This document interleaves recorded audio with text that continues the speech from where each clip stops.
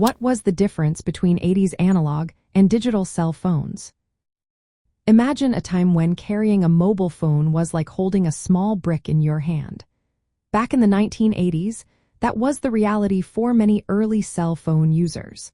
But not all cell phones were the same. The big difference between the first-generation analog phones and the later digital phones was how they transmitted your voice. Analog cell phones, like the famous Motorola Dynatac 8000X, used continuous radio waves to send your voice signals. Think of it like a radio broadcast, where your voice was turned into a steady stream of radio signals. These phones first appeared in North America around 1983 and were huge compared to today's devices. They were often the size of a brick, heavy, and not very portable. Battery life was limited, usually only about 30 minutes of talk time before needing a recharge. They also cost a lot, making them a luxury item mostly for wealthy people or business executives. The signals from analog phones were prone to static, noise, and interference. If you were in a crowded city or near other radio signals, your call could crackle or drop out. Plus, because the signals were unencrypted, anyone with a radio scanner could listen in on your conversations. Privacy was almost non-existent. Digital cell phones started to appear in the late 1980s and became more common in the early 1990s.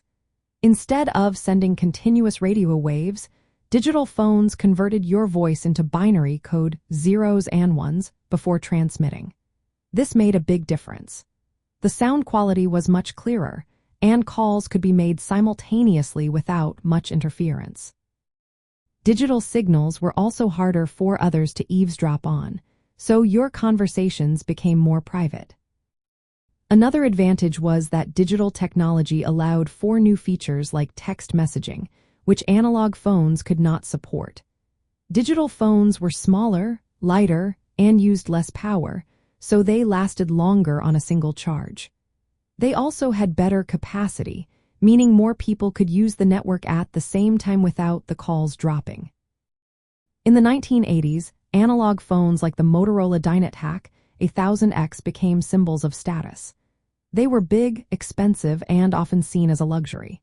As the decade closed, digital technology was starting to take over, promising more convenience, security, and new ways to communicate.